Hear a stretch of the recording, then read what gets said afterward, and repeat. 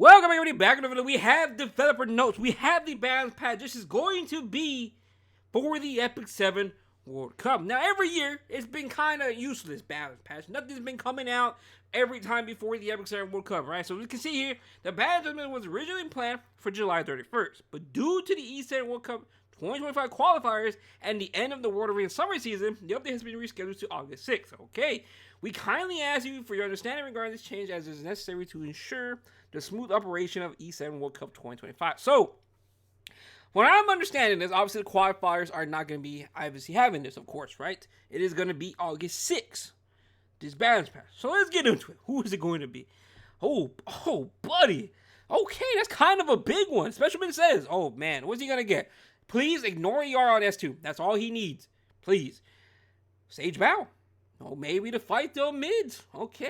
Conquer Lilius. I'm not surprised about that because of Hua Young. Lionheart Seria. Was not expecting to see that. We'll take it. Commander Pavel. Another 5-star. Okay. Twisted early on Kairon. Honestly, Kairon, I thought he was already fine as is. Honestly, I mean, I'll take another buff for him. Top model Ludica. I mean, she's been gone for quite some time. Let's see what she gets. In terms of Covenants, we do have Festival Ela, which honestly I'm not surprised about because she was always lackluster on her release, and she will begin a rerun very, very soon. So again, I'm not surprised by that. We do have Flame, we do have Summer Break Charlotte, Mui, Lilibet, Sharoon, Challenger Dominion, and Inferno Kawazu. Honestly, I like these characters they picked, so let's get into it. So, right off the bat, Specialman says, okay, let's see. So, attacks the enemy with Iron Mace. This is going to be his S1, right? So, he gets an additional effectiveness by 50%. I mean, I guess we'll take that. 50% increase in effectiveness. Okay. S2 is just going to be attacks on enemies with evil claws with an 80% chance to inflict stun for 1 turn before granting increased attack to the caster for 2 turns. And increasing common radius by 50%, increases effectiveness of the attack by 50%. Okay, I mean, the problem's still going to be he needs to land a stun. That's going to be the problem. Still going to be the problem, right? So, lastly on the S3, it's going to be absorb some of the damage dealt as HP. Okay, I mean, we'll take that. I mean, I don't mind it. I will say, though, him giving himself increased attack is really, really nice on the S2. That is quite nice, especially even if you don't land a stun, you're still going to be doing some big boy damage. I like that. Now, it's not what I wanted for Says, but, hey, increased attack, free effectiveness on this character, hey, not too shabby, Or maybe all you need to build is like maybe 40 effectiveness on this character, 50 effectiveness, and then you get 50% for free. So, like, it's pretty good. I like this. Now, again, it's not what I wanted. All he needs is ignore ERS2. Again, I know, ignore ER, busted as it is. But, hey, some of these characters, like himself, I think really needs that. But we'll see how this plays out. I do like this, though. I do like that quite a bit. Next, Sage Bow. Oh, buddy. Let's see what this character is going to get. So, instead of 1 buff now, he's dispelling 2 buffs. Ooh. Okay. Sober and grabs an extra turn. Ooh. Okay. And he's a mage, so he can hold his own book. Okay, I like that, I actually like that quite a bit. Dispelling 2 buffs is huge. This is S2, by the way, right? So he's always getting a 20% common radius every single turn when it's not on cooldown. That's good. Okay, Eye of the Death. When the enemy is defeated, extends debuff durations of armament enemies by 1 turn. Damage dealt increased proportion to the caster's max HP. Okay, that's before awakening. After awakening, of course, it is when the enemy is defeated, extends debuff durations of all remaining enemies by 1 turn. Damage dealt increases proportion to the caster's max health. Damage dealt increases when the target is afflicted with sleep. Okay. Again, another dispel. That's probably been pretty good. And he can hold his own book, so that's actually not too bad. I like that, because you can do S2. So I like the way this works. So you can do S2, sobered, into the S3. And you can do some big boy damage, because obviously damage is dealt. You're doing more damage when they're inflicted with sleep. That's kind of good. That's actually good. I like this. An additional buff is nice. Because let's be realistic here. Dispelling 1 buff, kind of useless. If they have all of Cecilia, this man's not doing anything. But now with 2 buffs, hey, he could do something, which is quite nice. That's good buff. We take that. We actually take that. That's huge. Now, next. Conquer Lilius. Okay, so this is going to be her S2. Okay, so distracts the enemy with a 100% chance to affect redirect the provoke and decrease defense in 1 turn. Oh, okay. Oh, decreased defense. That's kind of insane. Wait a minute, that's kind of insane, you know. Sober, an extended duration of debuffs inflicted by the skill by 1 turn. Again, 10 souls is kind of insane for this. Even though it's 1 turn defense break, going into 2 now, that's kind of good. I like that. Now, next. Encourage the Perlin army, granting vigor to all allies for 2 turns, and increases combat readiness by 15%. Ooh. Ooh, you pair this with Hua Young? Wowee. Wait, increased combat readiness? Now, is this going to be increasing her combat readiness or everybody? I'm going to be assuming it's everybody, because obviously it says grants vigor to all allies for 2 turns and increasing combat readiness by 15%. I'm pretty sure this is everybody. If it's everybody, Hua Young gets like a free 35% CR push. That's kind of insane, right? Let me read this. Also, okay, yeah, it is everybody. Oh, wait a minute. Oh, that's kind of good, you know. And this is going to be really nice because when it comes to Lunatic, she could be playable. Depending on how the bans go, Conquer Lilies can be really, really good, especially when some stuff are banned out. I like this. But again, we're probably not going to be seeing this inside the Epic 7 World Cup qualifiers. Potentially later on in the tournament, we shall see this. But, ooh, I like this a lot. Hey, you know, so far, this has been a juicy bans patch. I like these changes, you know. These are actually really insane. Again, every year it's been kind of useless, but this is insane. Now, Lionheart. I don't know how they're going to save our girl, but let's look at it. So, now she gets granted increased defense and immunity to the caster for 3 turns. I like that. You know what? I like that. Increases combat readiness by 50%. Okay, I like that. Is this going to help her, though? Maybe, you know. Because the problem before is, you can proc her passive, and then you can literally just provoke this unit. And then she can't really do anything. But I like this, giving her immunity and a 50% CR push. And guess what? It's immunity for 3 turns. I like that. Maybe this is going to fix her. Who knows? This is not too bad, you know? Maybe this is good. I like, again, another W unit. I like the buff. I liked that because, again, before, she was just kind of useless. Yeah. ER, effective resist, whatever. But now you get 3 turns immunity, and you get 50% combat readiness instead of your usual 20. Hold the phone, bro. The cleavers can even take use of this as well. Wait a minute. This is going to be insane. Hold on. Oh, man, another cleaver unit. Literally, I would not be surprised if this worked for the cleaver because counterattacks, right? That's good. That's good. All right, Pavel. Let's see. What is going on here? So, obviously, this is going to be his S2. All right. So, he gets an increased combat readiness by 100%. Well, oh my goodness. Is Pavel back? Oh, but they increase his damage on his S3. Oh, wait, he gets more damage on his S2. Oh, wait a minute. Is our Pavel back? 100% CR? Damage dealt increase? Maybe he's back. Because my biggest problem with Pavel, it's always been his damage. It's literally always been his damage. It isn't that great. Especially with a big, wall over there in Arena. I like this. I like the increased combat readiness by 100%. I do like that quite a bit. And I will say, a lot of these characters, they're Euphine? Man, poor Euphine. Like, Euphine cuts the CR in half, but this is kind of crazy, 50% from 20, 50% to 100. Like, bro, that's kind of insane, Pavel, Euphine is kind of just stop Pavel alone, but wow. Another W. I like this. Again, I've always been a Pavel simp, and I think this is going to be good. I need to really see how much that damage increase, though, is going to really affect his S2. Because it was always his damage. CR, I mean, I don't mind it. I'll take it. But we need to see how this really plays out for the S2. S3, though, looks pretty good. I mean, it's more damage. It is what it is. I wish that he did have some. No, you can't really sober in the S2. Nah, man. I mean, there's not much else he can really do to Pavel, honestly. I mean, I'll take this. That's a big W. Kairon. Oh, Kairon. Oh, I see this already. Oh, my goodness. So, S1. Now, he's inflicted up to 10% injury. Okay. When his fighting spirit is full, dispels all debuffs from the caster before increases combat readiness 100%. Okay.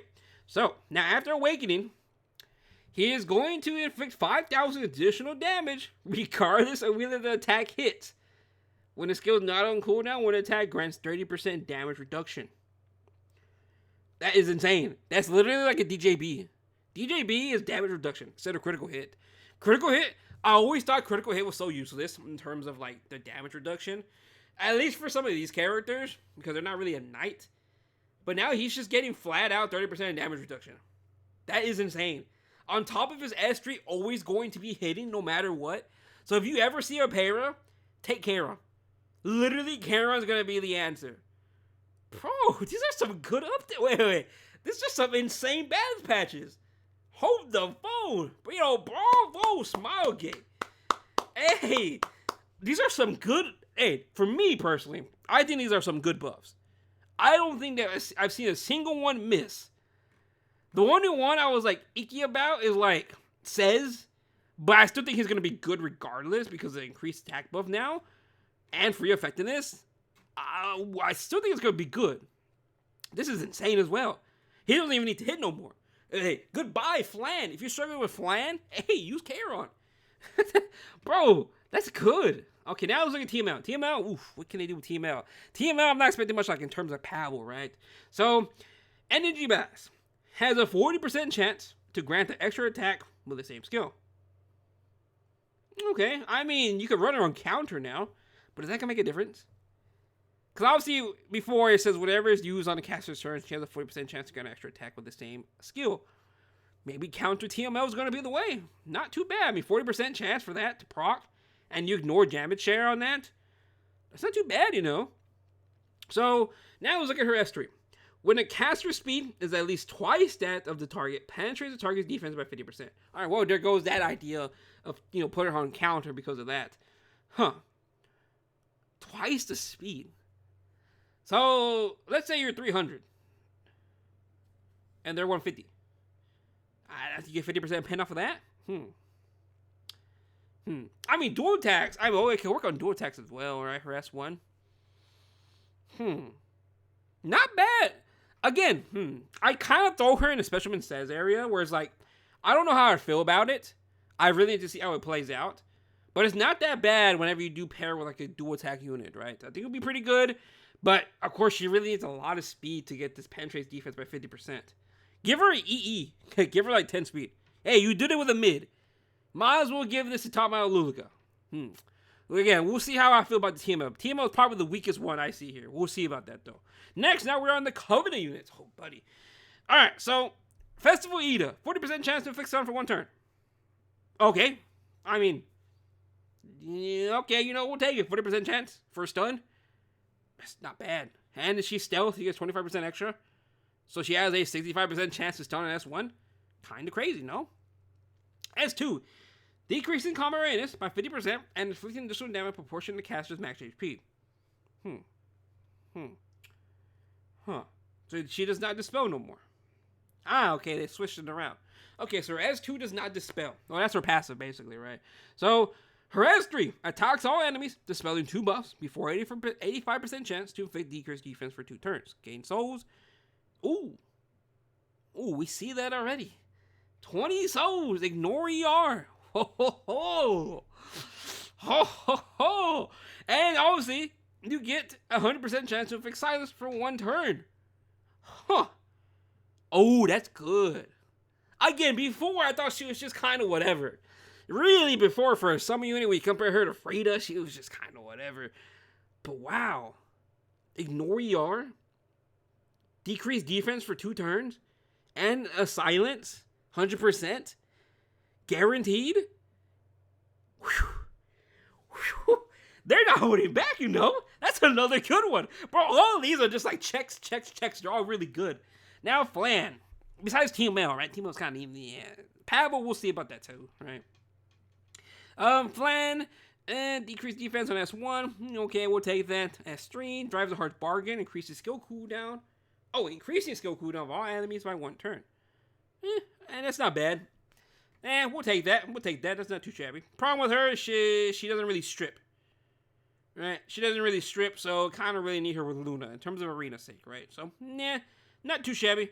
And then obviously her EE, decreased effect chance by 10%. Okay, we'll take it. Shower Break Charlotte. I've never played with this unit. I was not playing at that time. I took my break. So let's see what she does. So she has a 75% chance to decrease defense for 1 turn. Okay. Increases combat range by 20%. Ooh. Okay. So basically with a dual attack, you get a free 20% combat range push. Okay. I literally feel like she's just going to be used for that. She gets damage dealt increase on her passive and then her S3. Well, actually, no. It's just going to be her S3. Okay. I literally just see this unit being used for S1. Which is honestly what she's there for. Let's be realistic here. She's literally just there for the S1. So, getting a free 20% combat range push, that's pretty good. You know what? No wonder they buffed Sage Bao. Because all of this increased combat readiness. No wonder Sage Bao's getting buffed. Oh, Lilibet. I have not seen this character since the good old Arbiter Vildred Arena days. MODB. I have not seen this character in so long. So, attacks the enemy, increases combat readiness by the caster by 20%. Okay, snip. Attacks the enemy with a 100% chance to dispel all buffs. Oh, ignore ER. Huh. Yeah, that's their S2, right, by the way. That's their S2. Ignore ER. That's pretty good. Attacks the enemy mercilessly with 100% chance to dispel all buffs. A critical hit will grant an extra turn. Huh. Soul Burn, ignore ER. Now, lastly, Soul Cutter is going to be penetrates the target resistance. Well, penetrates the target's defense. Which I'm going to be assuming is 100%. Right? I'm going to be assuming it's just 100% combat readiness. Yeah. It will now penetrate the target's defense by 100%. Ooh. Okay. Ignore ER. Full on strip on 1 unit. Critical hit will give her an extra turn, so you can S2 into S3. Huh. Wait, you can use this on Dark Aiden. wait. You can use this on Dark Aiden. Technically, if you see a Dark Aiden, right? If you have a hit chance increase on your S2 or S3. Huh. I like this. Wait a minute. Bro, you know what? For a Lilibet buff, that's kind of insane. Again, this character's been gone. She's been useless for the longest time ever. This is insane. Hey, yo. Hey, again. Bravo. Another good buff, which makes a literally unplayable character playable. Now, even if you don't like this character, and let's say she just isn't that good, this is a good buff. We take that. Another W. Again, I think she's literally going to be there for Aiden. Dark Aiden's going to be kind of annoying. I think she's going to be pretty good because her S3 can just bop her and get rid of her. I don't know who else. Who else is kind of annoying right now that's a thief and...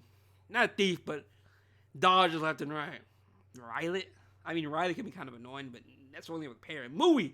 Oh, my girl Mui. I've not used you since my second ever arena season. Oh, let's see what you get. I ain't expecting much from you because you're kind of a weird character, right? Let's see. S1, 100% chance to affect target. Okay. S2, damage dealt increase. Yikes. Okay. Grand finale. S2, punishment. S3, drives monsters forward to attack all enemies and dispels 2 buff. Increases combat readiness of the caster by 30% per critical hit. 3-turn attack. Increase attack to all allies for 3 turns. Dispelling 2 buffs. How do I feel about that? So, 80% chance to inflict stun for 1 turn. Are they going to touch her E's? They did not touch her E's, okay? Huh.